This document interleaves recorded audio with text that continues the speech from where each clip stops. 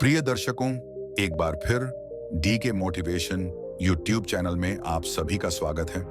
आज का प्रसंग बड़ा ही ज्ञानवर्धक और बड़ा ही मोटिवेशनल है। प्रिय दर्शकों, जिन स्त्रियों में यह 5 गुण होते हैं, उनको उनके सास, ससुर और पति हमेशा पलकों पर बैठाकर रखते हैं। घर की उन्नति में उन स्त्रियों का सबसे बड़ा योगदान होता है।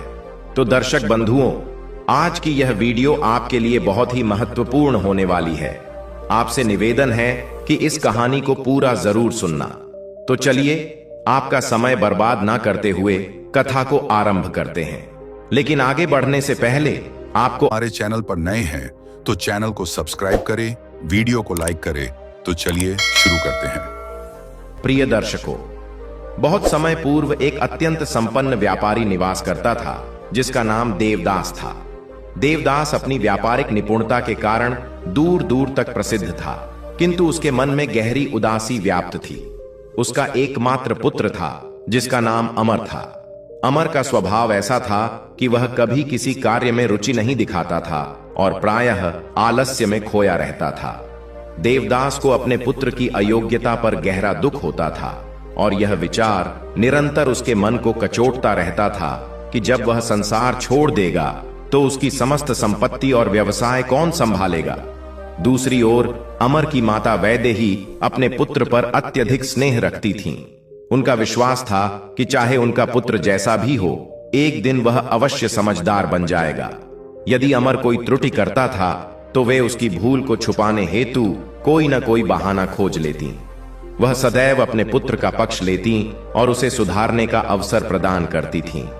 जैसे जैसे अमर युवा होता गया, वह विवाह योग्य हो चुका था। वैदेही ने अपने पति से उसका विवाह करने की चर्चा की। वैदेही ने कहा, पिया जी, अमर अब बड़ा हो गया है। उसके लिए कोई उपयुक्त कन्या खोजनी चाहिए, ताकि विवाह के उपरांत उसके कंधों पर उत्तरदायित्व आ जाए और वह परिपक्व बन सके। किंतु देवदास अपने पुत्र की मूर्खता से इतने लज्जित थे कि उन्होंने ठान लिया था कि उसका विवाह नहीं कराएंगे। उन्हें प्रतीत होता था कि अमर इतना जिम्मेदार नहीं है कि विवाह जैसे पवित्र संबंध का निर्वहन कर सके। इस कारण देवदास ने उसके विवाह का विचार त्याग दिया। इधर वैदेही का हृदय अपने पुत्र के विवाह की चिंता से व्याकुल था। वह प्रतिदिन स्वप्न देखती थीं कि अमर का विवाह धूमधाम से होगा और वह अपनी बहू को घर लाएगा। वह सदैव इस आशा में थी कि एक दिन उसका पुत्र समझदार अवश्य बनेगा। एक दिन जब वैदेही अपने पुत्र की प्रशंसा कर रही थीं, देवदास ने क्रोधित होकर कहा, तुमने कितनी बार कहा कि अमर समझदार है, किंतु यह एक बार भी सिद्ध नहीं हुआ। मुझे नहीं लगता कि उसमें कोई बुद्धिमत्ता है। माताएं अक्सर अंध प्रेम में होती हैं और संतान की कमियों को देखने से इनकार कर देती हैं। फिर देवदास ने एक योजना बनाई और बोले, अच्छा, मैं तुम्हारे इस पुत्र को एक अंतिम अवसर देता हूं। उसे बुलाओ और ये 3 पैसे दो। उससे कहो कि 1 पैसे से ऐसी वस्तु खरीदे जो उसके लिए उपयोगी हो, दूसरे पैसे को नदी में फेंक दे और तीसरे पैसे से ऐसी 5 चीजें खरीदे जिनमें कुछ खाने योग्य, पीने योग्य, चबाने योग्य, बगीचे में बोने योग्य और गाय को खिलाने योग्य हो। यदि वह इस कार्य को सफलतापूर्वक संपन्न कर लेता है तो मैं मान लूंगा कि उसमें समझदारी आ गई है। मित्रों, यह सुनकर वैदेही के मन में आशा की किरण जाग उठी। उन्हें प्रतीत हुआ कि अब उनके पुत्र के पास स्वयं को साबित करने का अवसर है। उन्होंने तुरंत अमर को बुलाया और अपने पति द्वारा निर्धारित कार्य की बात उसे समझा दी। अमर ने अपनी मां से पैसे लिए और बाजार की ओर निकल पड़ा। बाजार पहुंचकर अमर ने पहला पैसा अपने लिए कुछ खाद्य पदार्थ पर व्यय कर दिया और उसे खा लिया। फिर वह नदी के किनारे पहुंचा और पिता के निर्देशानुसार दूसरा पैसा नदी में फेंकने के लिए तत्पर हुआ, किंतु वह एक क्षण के लिए ठहर गया। उसे अपनी इस क्रिया पर संदेह हुआ और वह सोचने लगा। अमर नदी के किनारे खड़ा होकर विचार करने लगा, क्या सचमुच इस पैसे को नदी में फेंकने से कोई लाभ होगा? यदि मैं इसे फेंक देता हूं तो मेरे पास केवल 1 ही पैसा शेष रहेगा और इस 1 पैसे से मैं क्या खरीद सकूंगा जिससे सभी शर्तें पूरी हो जाएं। अमर गहन उलझन में पड़ गया। उसे समझ में नहीं आ रहा था कि इस स्थिति से कैसे निकला जाए। दूसरी ओर उसे चिंता थी कि यदि वह पैसा नदी में नहीं फेंकता तो उसकी मां की आज्ञा का उल्लंघन होगा, जो वह कदापि नहीं करना चाहता था। वह अपनी दुविधा में इतना खो गया था कि उसके चेहरे पर स्पष्ट निराशा झलकने लगी। उसी समय वहां से एक ग्रामीण युवती गुजरी, जिसके पिता लोहार थे। उसने अमर को चिंतित मुद्रा में खड़ा देखा तो उसके मन में जिज्ञासा उत्पन्न हुई। वह समीप आई और बोली, भाई, तुम इतने उदास क्यों हो? तुम्हारे चेहरे पर चिंता की रेखाएं क्यों उभर रही हैं? अमर ने उसकी ओर देखा और कुछ क्षण मौन रहने के पश्चात बोला, मेरी मां ने मुझे एक कार्य सौंपा है और मैं नहीं समझ पा रहा हूं कि इसे कैसे पूरा करूं। फिर उसने युवती को पूरी बात विस्तार से बताई, कैसे उसे 3 पैसे दिए गए थे और उनसे एक विशिष्ट कार्य करना था। उसने बताया कि पहले पैसे से उसने अपने लिए कुछ खरीदा था, जो वह पहले ही खर्च कर चुका था। फिर दूसरे पैसे को नदी में फेंकने का आदेश मिला था, किंतु यह उसे मूर्खतापूर्ण प्रतीत हो रहा था। युवती बुद्धिमान और चतुर थी, वह स्थिति को भांप गई। उसने मुस्कुराते हुए कहा, तुम्हें इस कार्य को पूर्ण करने का एक सरल उपाय बताती हूं। जाओ, तीसरे पैसे को अपनी जेब में सुरक्षित रखो और 1 पैसे से 1 तरबूज खरीद लो। नदी में पैसे फेंकने की आवश्यकता नहीं है। मित्रों, अमर ने आश्चर्यचकित होकर पूछा, तरबूज? एक साधारण तरबूज कैसे सभी शर्तों को पूर्ण कर सकता है? युवती ने समझाते हुए कहा, देखो भाई, तरबूज में प्रत्येक शर्त पूरी होती है। यह खाने योग्य है और इसके रस के कारण यह पीने योग्य भी है। इसके बीज चबाने योग्य होते हैं और जब इसे भूमि में बोया जाएगा तो यह एक नई बेल को जन्म देगा। जो गूदा शेष रहेगा वह गाय को खिलाने के लिए भी उपयुक्त होगा। इस प्रकार तुम्हारी मां की सभी शर्तें पूरी हो जाएंगी और तुम्हें दूसरा पैसा नदी में फेंकने की आवश्यकता भी नहीं पड़ेगी। अमर को यह सुझाव अत्यंत उपयुक्त लगा। उसे युवती की चतुराई पर बड़ा विस्मय हुआ। उसने उसे धन्यवाद दिया और तुरंत बाजार में जाकर तरबूज खरीद लिया। मित्रों, तरबूज खरीदकर अमर अपने घर लौट आया और अपनी माता को वह तरबूज भेंट किया। वैदेही ने जब इसे देखा तो उनकी प्रसन्नता की कोई सीमा न रही। उन्हें अनुभव हुआ कि अमर में समझदारी विकसित होने लगी है और वह धीरे धीरे चतुर होता जा रहा है। वह आनंदित होकर अपने पति देवदास के पास दौड़ी और उत्साहपूर्वक बोली, अजी, सुनते हो? ये देखिए, हमारे बेटे अमर ने कितना उत्तम कार्य किया है। उसने आपकी सभी शर्तों को सफलतापूर्वक पूरा कर दिया है। यह रहा वह तरबूज जो आपकी बताई गई सभी आवश्यकताओं को पूर्ण करता है। देवदास ने तरबूज को गौर से देखा और उनके मन में संदेह उत्पन्न हुआ। उन्हें अपने पुत्र की बुद्धिमत्ता पर भरोसा नहीं हो रहा था और वे विचारों में डूब गए। उन्होंने तरबूज का निरीक्षण किया और कुछ क्षणों के बाद बोले, मुझे विश्वास नहीं होता कि यह उपाय अमर ने स्वयं सोचा होगा। निश्चित रूप से किसी ने इसे इस राह दिखाई होगी, क्योंकि यह इतनी चतुराई नहीं दिखा सकता। फिर उन्होंने अमर की ओर देखा और प्रश्न किया, यह बताओ, तुम्हें यह उपाय सुझाने का विचार कहां से आया? थोड़ी हिचकिचाहट के साथ अमर ने उत्तर दिया, पिताजी, यह युक्ति मुझे एक लोहार की बेटी ने दी थी। उसने मुझे समझाया था कि तरबूज सभी शर्तों को पूरा करता है। मित्रों, यह सुनकर देवदास ने अपनी पत्नी की ओर देखा और बोले, देखा, मैंने तुमसे पहले ही कहा था कि यह सब अमर की बुद्धि से परे है। किसी और ने ही इसे यह राह दिखाई है। खैर, जो भी हो, मुझे लगता है कि वह लोहार की बेटी अत्यंत चतुर और बुद्धिमान है। वह हमारे परिवार की बहू बनने योग्य है। मैं उसके पिता से इस विषय में वार्ता करूंगा। इस विवाह से अमर को एक समझदार जीवन संगिनी प्राप्त होगी जो उसे सही मार्गदर्शन दे सकेगी। यह सुनकर वैदेही के हृदय में आनंद उमड़ पड़ा। उन्होंने तुरंत विवाह की तैयारियां आरंभ कर दी और देवदास ने भी अपनी स्वीकृति प्रदान कर दी। कुछ दिनों के उपरांत देवदास लोहार के घर गए ताकि उस कन्या को देख सकें जिसने अमर की सहायता की थी।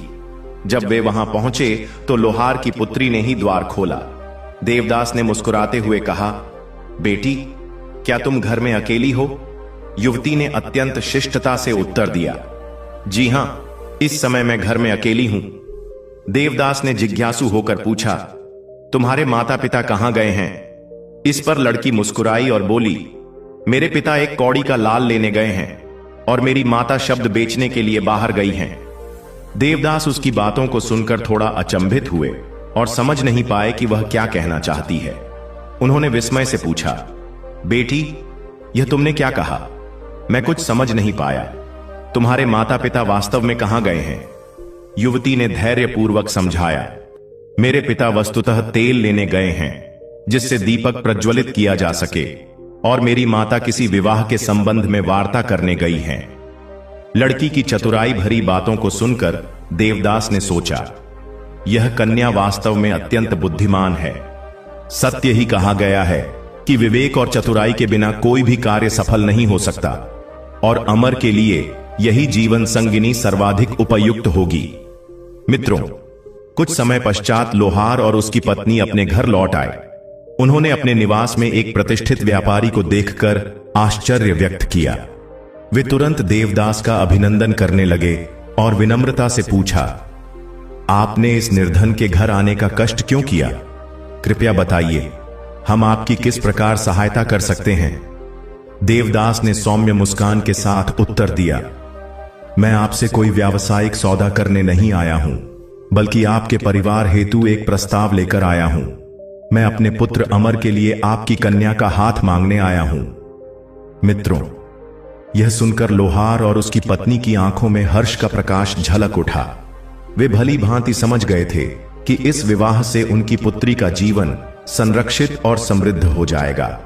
उन्होंने बिना किसी विलंब के हर्षपूर्वक देवदास के प्रस्ताव को स्वीकार कर लिया। विवाह की तिथि निश्चित की गई और व्यापारी अपने घर लौट गए।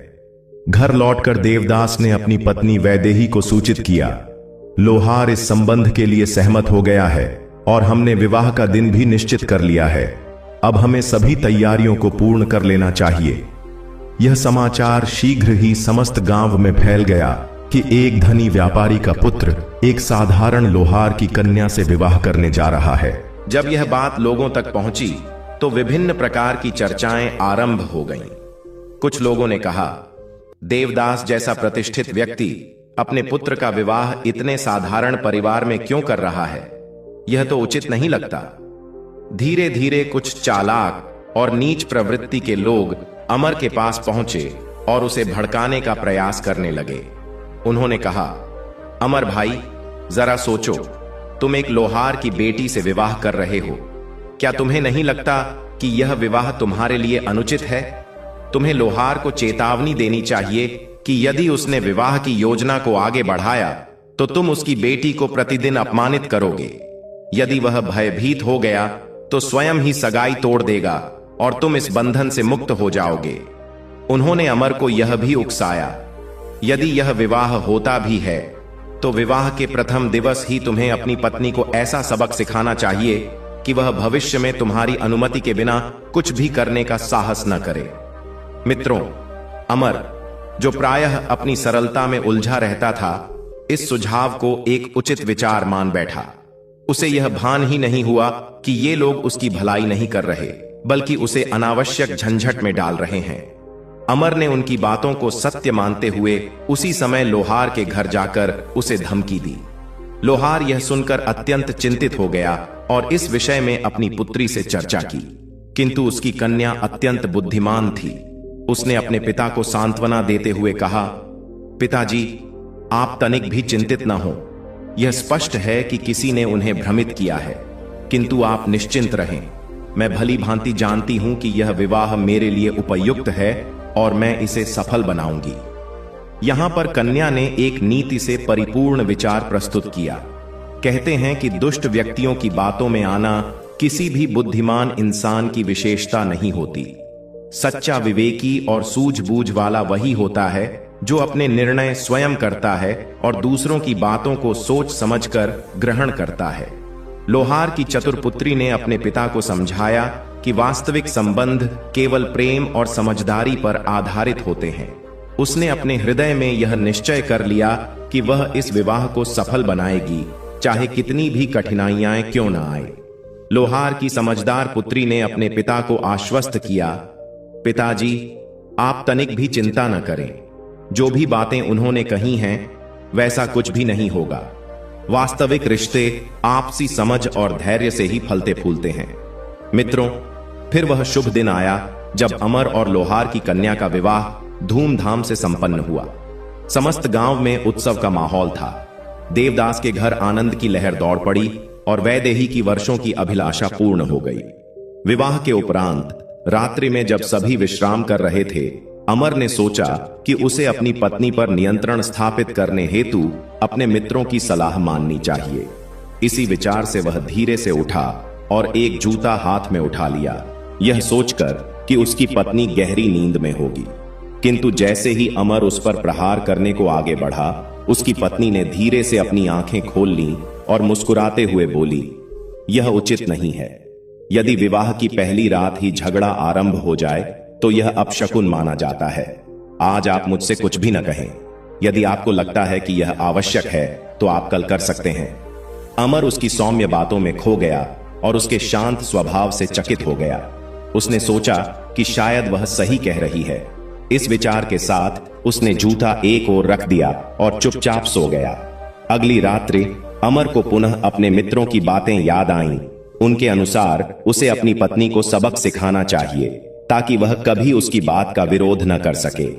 इस बार भी उसने चुपचाप जूता उठाया, किंतु पुनः उसकी पत्नी ने अपनी आंखें खोल लीं और मुस्कुराते हुए बोली, आप जैसे समझदार व्यक्ति से ऐसी अपेक्षा नहीं थी। विवाह के प्रथम सप्ताह में पति पत्नी के मध्य विवाद अशुभ माना जाता है। मैंने सुना है कि यदि विवाह के पहले सप्ताह में अपमानजनक बातें कही जाएं, तो वैवाहिक जीवन में अनेक कठिनाइयां आती हैं। मेरी आपसे एक विनम्र प्रार्थना है, आप इस कार्य को 8वें दिन के लिए टाल दें, फिर आप जितना चाहें उतना दंड दे सकते हैं। उसकी बातों में सच्चाई और शांति झलक रही थी और अमर का क्रोध धीरे धीरे ठंडा पड़ गया। उसने सोचा कि उसकी पत्नी वास्तव में अत्यंत चतुर है और उसने जूता पुनः एक ओर रख दिया। मित्रों, 7वें दिन परंपरा के अनुसार वधू अपने पिता के घर चली गई। अमर के मित्र उससे मिले और उसे ताने देते हुए बोले, तुम्हारी पत्नी ने तुम्हें कितना अच्छा बना दिया है। हमें तो पहले से ही पता था कि तुम हमेशा की तरह उसी के अधीन रहोगे। अमर ने उनकी बातों को अनसुना कर दिया, किंतु उसके मन में अब अपने वैवाहिक जीवन को लेकर नई भावना जागृत हो चुकी थी। इस बीच व्यापारी देवदास की पत्नी वैदेही अपने पुत्र के भविष्य के बारे में विचार करने लगी। उन्हें लगा कि अब समय आ गया है कि अमर को व्यापार और जीवन का वास्तविक अर्थ समझाया जाए। उन्होंने अपने पति देवदास से कहा, अब समय आ गया है कि अमर को आत्मनिर्भर बनाया जाए। उसे कुछ धन और सामान देकर व्यापार के लिए बाहर भेज देना चाहिए, जिससे वह अपने बल पर कुछ सीख सके। देवदास को यह विचार जोखिम भरा प्रतीत हुआ। उन्होंने कहा, यदि उसे व्यापार हेतु धन और सामग्री दे दी तो वह सब बर्बाद कर देगा। यह तो मानो पानी में पैसा बहाने जैसा होगा। वैदेही मुस्कुराते हुए बोली, स्मरण रहे, जैसे विवेक के बिना शक्ति का दुरुपयोग होता है, वैसे ही अनुभव के बिना ज्ञान भी व्यर्थ हो जाता है। अमर को भी यह सीखना आवश्यक है कि अनुभव से ही समझ आती है। यदि वह व्यापार में लाभ अर्जित करेगा तो धन का महत्व समझेगा, और यदि हानि उठाएगा तो उसे यह अनुभव प्राप्त होगा कि परिश्रम से धन कैसे अर्जित किया जाता है। अंततः वैदेही के तर्कों के आगे देवदास को झुकना पड़ा। उन्होंने अमर को बुलाया और उसे व्यापार के लिए कुछ पूंजी, आवश्यक वस्तुएं और नौकर दिए ताकि वे यात्रा में सहायता कर सकें। उन्होंने कहा, यह तुम्हारी पहली व्यापारिक यात्रा है। ध्यान रखना कि जो धन और सामान तुम्हें दिया गया है उसका समुचित उपयोग करो। सफलता और असफलता दोनों तुम्हारे प्रयासों पर निर्भर है। अमर ने धन और वस्तुएं ग्रहण कर लीं और अपने सेवकों के साथ व्यापारिक यात्रा पर निकल पड़ा। विदा करते समय उसकी माता वैदेही ने उसके कंधे पर हाथ रखकर कहा, याद रखना, प्रत्येक अनुभव तुम्हें कुछ न कुछ सिखाएगा। यदि तुम समझदारी से आगे बढ़ोगे तो जीवन में सफल अवश्य बनोगे। इस प्रकार अमर ने अपनी पहली व्यापारिक यात्रा आरंभ की। अमर अपने सेवकों के साथ यात्रा पर निकल पड़ा। यह यात्रा उसके जीवन का पहला बड़ा अनुभव था और वह मन में आशाओं और चिंताओं का मिश्रण लेकर आगे बढ़ रहा था। लंबी यात्रा के पश्चात उनका काफिला एक विशाल उद्यान में पहुंचा। उस बगीचे के चारों ओर ऊंची दीवारें थीं। जिनके कारण बाहर से भीतर का दृश्य देख पाना कठिन था। अमर को यह स्थान रहस्यमय प्रतीत हुआ। उसने अपने नौकरों से कहा, देखो, यह स्थान कितना शांतिपूर्ण और मनोरम है, कितनी विशाल और अद्भुत जगह लग रही है। इसके भीतर जाकर देखो कि वहां क्या है। उसके सेवक दीवार के भीतर गए और कुछ समय पश्चात लौट कर आए। उन्होंने बताया, मालिक, इस दीवार के अंदर एक बहुत बड़ा बगीचा है और एक भव्य महलनुमा भवन भी स्थित है। अमर का उत्साह और बढ़ गया और वह स्वयं उस बाग के भीतर चला गया। जैसे ही वह उस भव्य भवन को देख रहा था, उसकी दृष्टि एक अत्यंत सुंदर युवती पर पड़ी। युवती ने उसे देखकर सौम्य मुस्कान दी और अपनी मोहक आवाज में बोली, आइए मेरे साथ एक खेल खेलिए। अमर उसकी ओर बढ़ता चला गया।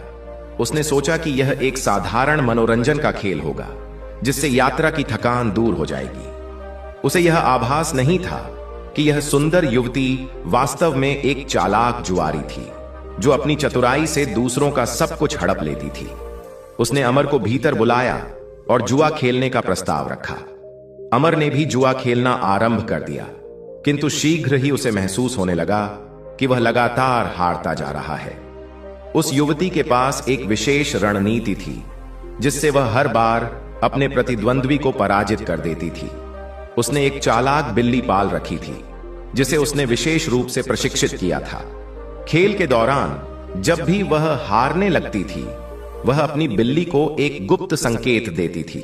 बिल्ली तुरंत कमरे में रखे दीपक के पास जाकर उसे बुझा देती थी, जिससे कमरा अंधकारमय हो जाता।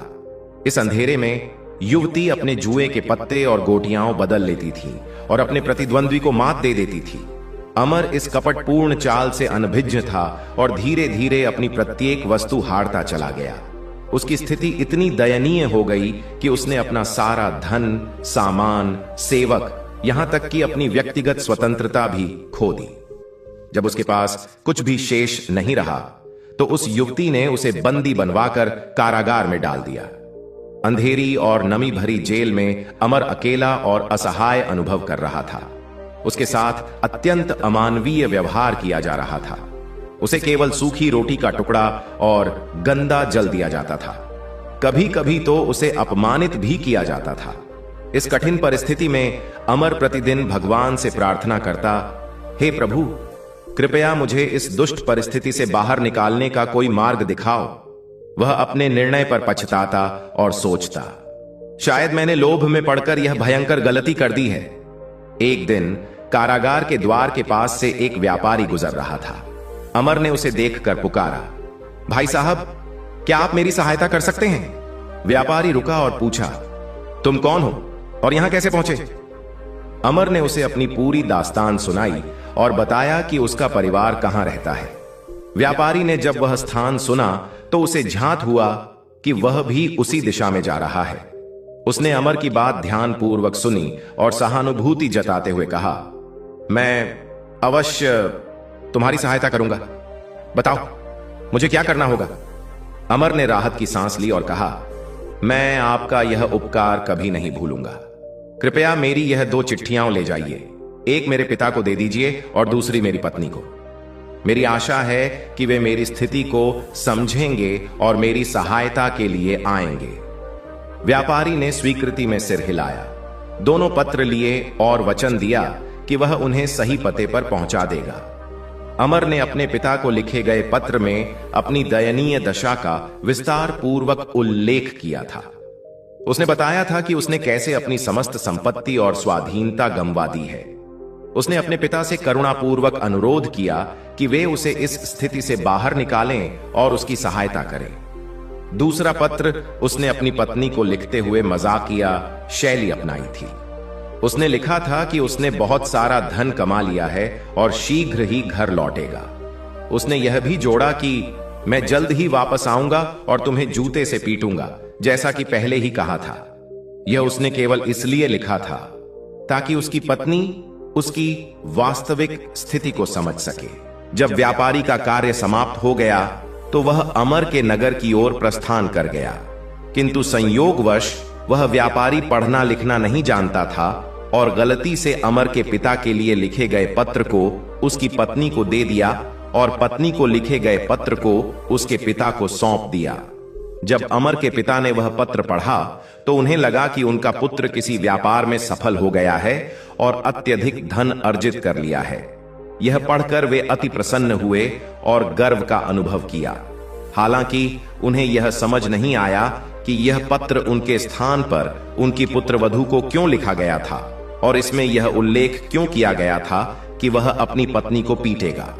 इधर जब अमर की पत्नी ने पत्र पढ़ा तो उसे गहरा आघात पहुंचा। उसने सोचा कि उसका पति कारागार में कैद है और अत्यंत कठिनाइयों से जूझ रहा है। वह यह भी नहीं समझ पाई कि यह पत्र उसके नाम के बजाय उसके ससुर के लिए क्यों लिखा गया था। दोनों पत्रों को पढ़ने के बाद अमर का परिवार गहरी उलझन में पड़ गया, किंतु अमर की पत्नी, जो अत्यंत चतुर और दूरदर्शी थी, उसने स्थिति को भांप लिया और अपने सास ससुर से बातचीत की। उसने अपने ससुर से अनुमति मांगी और कहा कि वह अपने पति की सहायता हेतु वहां जाएगी। उसने मन ही मन ठाना, यह मेरा कर्तव्य है कि मैं अपने पति को इस संकट से मुक्त कराऊं। चाहे कैसी भी बाधाएं आए, मैं उसका उद्धार अवश्य करूंगी। इस संकल्प के साथ वह अपने पति को बचाने के लिए अपनी यात्रा पर निकल पड़ी। अमर की पत्नी, जिसे अब अपने पति की दयनीय स्थिति का ज्ञान हो चुका था, उसने यह निर्णय लिया कि वह किसी भी कीमत पर अपने पति को छुड़ाएगी। अपने ससुर से अनुमति प्राप्त कर उसने यात्रा के लिए आवश्यक धन और कुछ सामान घोड़ों पर लदवाया। अपनी पहचान छुपाने के लिए उसने एक पुरुष का वेश धारण किया, जिससे कोई उसे पहचान न सके और वह बिना किसी अवरोध के यात्रा कर सके।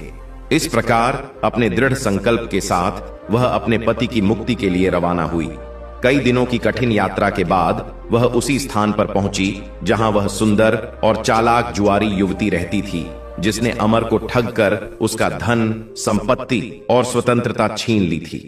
अमर की पत्नी ने उस जुआरी कन्या को संदेश भिजवाया कि वह भी एक धनवान व्यापारी की संतान है और जुए में अत्यंत निपुण है। उसने संकेत दिया कि वह एक चुनौती के रूप में जुआ खेलने आई है। चतुर जुआरी कन्या, जो सदैव नई प्रतिस्पर्धाओं की खोज में रहती थी, तुरंत इस चुनौती को स्वीकार कर खेलने के लिए तैयार हो गई। शाम को दोनों के बीच खेल प्रारंभ हुआ। इस दौरान अमर की पत्नी ने उस जुआरी लड़की के सेवकों से जानकारी प्राप्त करने की योजना बनाई कि उनकी स्वामिनी खेल में किस प्रकार की चालें अपनाती है। प्रारंभ में तो सेवकों ने कोई भी जानकारी देने से स्पष्ट इनकार कर दिया, किंतु जब उसने उन्हें सोने की मुद्राएं और कुछ कीमती वस्तुएं दिखाईं, तो वे लालच में आ गए और उसकी स्वामिनी की गुप्त चालों को उजागर कर दिया। उन्होंने बताया कि उनकी स्वामिनी खेल में विजय प्राप्त करने के लिए अपनी विशेष रूप से प्रशिक्षित बिल्ली का सहारा लेती थी।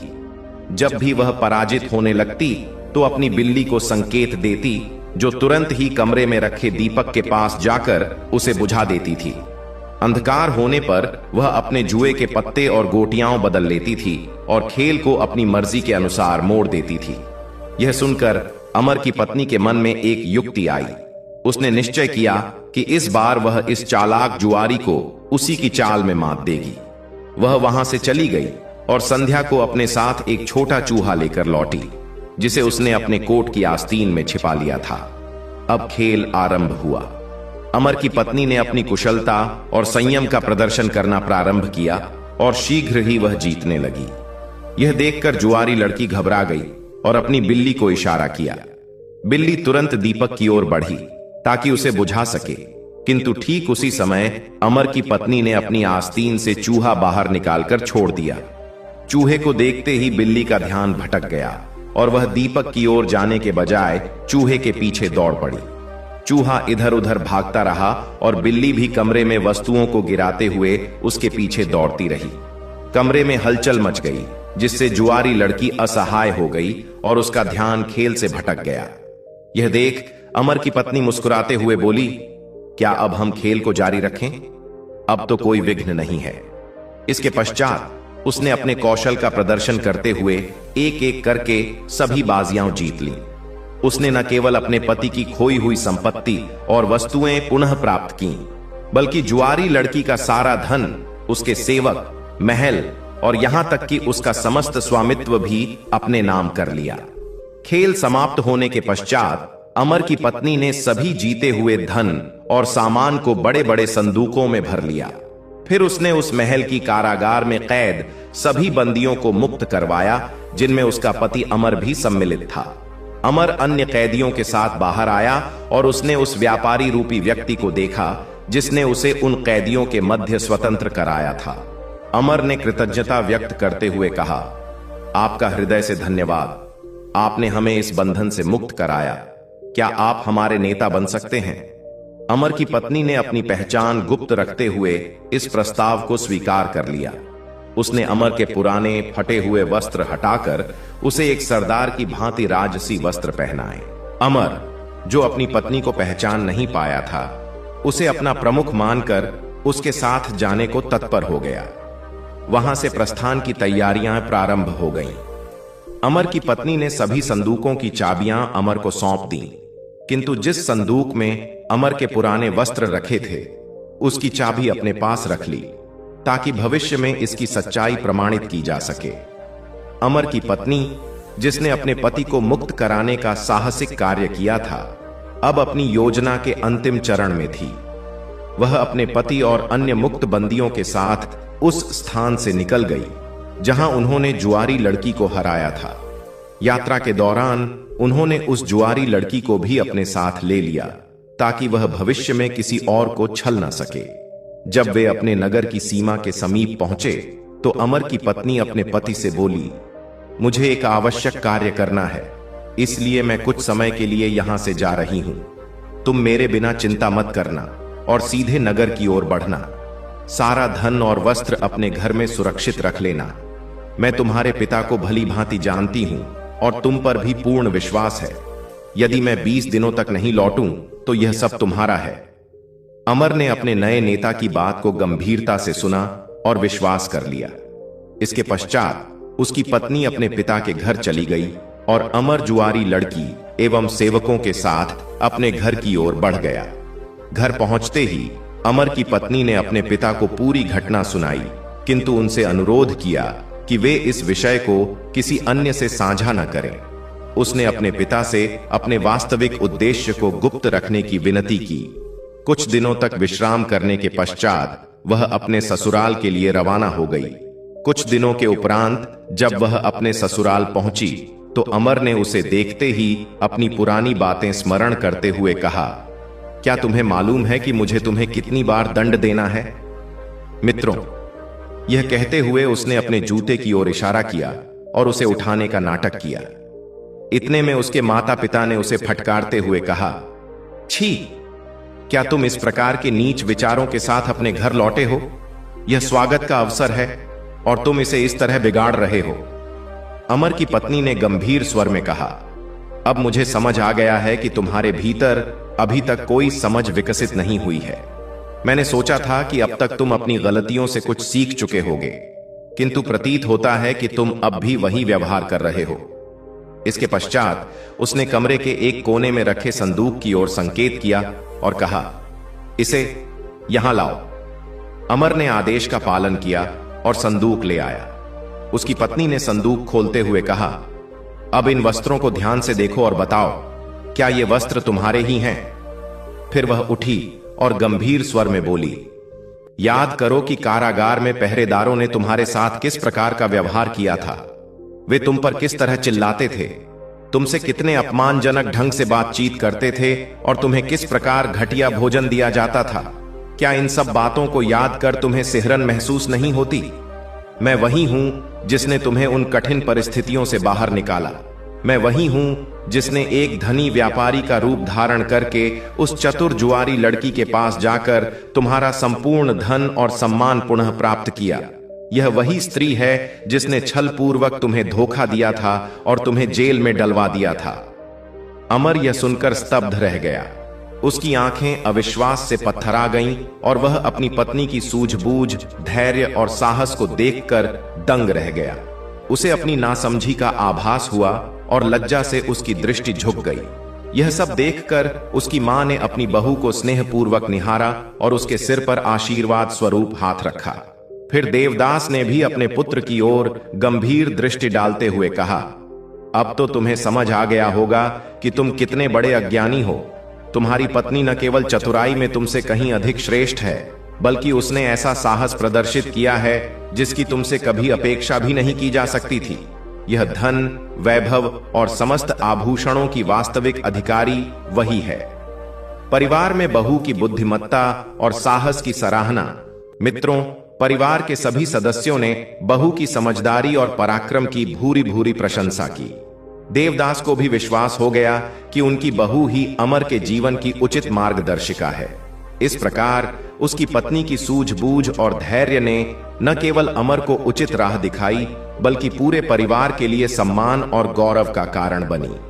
प्रिय दर्शकों, अब हम बात करते हैं स्त्रियों के वे अद्भुत गुण जो उन्हें परिवार में सर्वप्रिय बना देते हैं। दोस्तों, अब मैं आपको उन महत्वपूर्ण गुणों के बारे में बताने जा रहा हूं जो किसी भी स्त्री को परिवार में अत्यधिक प्रिय बना देते हैं। ये विशेषताएं न केवल परिवार में प्रेम और सौहार्द बनाए रखने में सहायक होती हैं, बल्कि पूरे परिवार को उन्नति की दिशा में भी अग्रसर करती हैं। जो स्त्री इन गुणों को आत्मसात कर लेती है, वह अपने ससुराल में आदर और स्नेह प्राप्त करती है। उसके सास ससुर उसे अपनी संतान की भांति प्रेम करते हैं और उसका पति सदैव उसका सम्मान करता है। पहली, सम्मान और सेवा भाव। एक ऐसी स्त्री जो अपने सास ससुर एवं परिवार के अन्य सदस्यों का आदर करती है और उनकी सेवा को अपना कर्तव्य समझती है, वह सबका दिल जीत लेती है। वह अपने सास ससुर को अपने माता पिता के समान मानती है और उनके प्रति श्रद्धा का भाव रखती है। यह गुण परिवार के सभी सदस्यों के मन में उसके प्रति प्रेम और श्रद्धा उत्पन्न करता है। दूसरी, धैर्य और सहनशीलता। परिवार में कई बार कठिन परिस्थितियां उत्पन्न होती हैं और प्रत्येक व्यक्ति की स्वाभाविक आदतें भिन्न होती हैं। ऐसी स्थिति में एक स्त्री में धैर्य और सहनशीलता का होना अति आवश्यक है। जो स्त्री संयम और संतुलन के साथ इन परिस्थितियों का सामना करती है, वही परिवार को एकजुट और सुखी रख सकती है। 3, समर्पण और निष्ठा। एक स्त्री का अपने परिवार के प्रति पूर्ण समर्पण और निष्ठा ही उसे परिवार में सर्वाधिक प्रिय बनाता है। वह अपने पति और परिवार की भलाई के लिए पूरी ईमानदारी और निष्ठा से कार्य करती है। जब कोई स्त्री अपने परिवार की समृद्धि और भलाई को सर्वोच्च प्राथमिकता देती है, तो उसकी प्रतिष्ठा और प्रेम परिवार में स्थायी रूप से बना रहता है। 4, समझदारी और विवेकपूर्ण निर्णय लेने की क्षमता। परिवार में अक्सर ऐसे अवसर आते हैं जब किसी को महत्वपूर्ण निर्णय लेने की आवश्यकता पड़ती है। एक समझदार और विवेकशील स्त्री हर परिस्थिति का विश्लेषण कर उचित मार्गदर्शन देती है। वह सोच समझकर निर्णय लेती है, जिससे परिवार में शांति बनी रहती है और कठिनाइयों का समाधान सरलता से किया जा सकता है। 5, बुद्धिमत्ता और समस्या समाधान की योग्यता। एक बुद्धिमान स्त्री हर समस्या का समाधान अपनी सूझबूझ और चतुराई से निकालने में सक्षम होती है। उसकी निर्णय लेने की क्षमता कठिन समय में पूरे परिवार के लिए संबल बनती है और परिवार को मजबूती प्रदान करती है। एक स्त्री जो इन गुणों को अपनाती है, वह न केवल अपने परिवार के स्नेह और विश्वास को अर्जित करती है, बल्कि पूरे परिवार को संगठित और मजबूत रखने में भी अहम भूमिका निभाती है। उसके उत्तम आचरण और प्रखर बुद्धि के कारण घर में प्रेम और शांति बनी रहती है। जिस स्त्री में ये गुण विद्यमान होते हैं, उसके सास ससुर उसे अपनी पुत्री की भांति प्रेम करते हैं, उसका पति सदैव उसका सम्मान करता है और पूरा परिवार उन्नति के पथ पर अग्रसर होता है। प्रिय दर्शकों, हमारी आज की कहानी, आज का वीडियो यहाँ समाप्त होता है। प्रिय दर्शकों, हम आशा करते हैं आपको यह कहानी बेहद पसंद आई होगी और आप इस कहानी से बहुत ही प्रेरणा लेंगे। तो मिलते हैं आपसे अगली वीडियो में। तब तक के लिए अपना ख्याल रखिए और खुश रहिए। धन्यवाद।